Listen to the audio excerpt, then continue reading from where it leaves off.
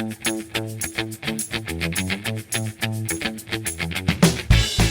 everyone, and welcome to Hands on Science. This is Carr. And this is Mel. Hey, what are we doing today?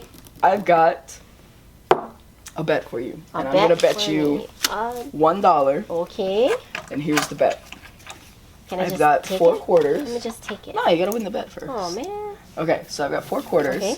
And we're going to do kind of what you were doing. We're going to take this $1 and put it on top of the empty pop bottle. Okay. And then we're going to put the quarters right over the mouth of the pop bottle. And what you have to do is only touch the $1. Mm-hmm. You've got to get that $1 out from under the quarters without letting the quarters fall. Without letting a quarter. Why is it so difficult for me to just get $1?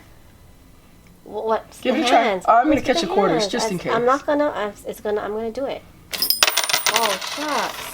You came close. I did. Well, You not came quite close, so but hey. I'm gonna show you the easy way. Can we do another bit where if you don't get make the it, $1. I can. I'll tell you what. If I don't make it, you you can have $1. And even if I do make it, you can still have the $1. Oh, thank so you. I'm gonna turn this way just so that our camera can see what's going on. Okay. Okay. So same thing. Quarters are on top of the $1, right over the bottle. Okay. And I'd like you to just hold the end of that $1. Don't pull it. Don't move it. All you're doing is holding it. Okay.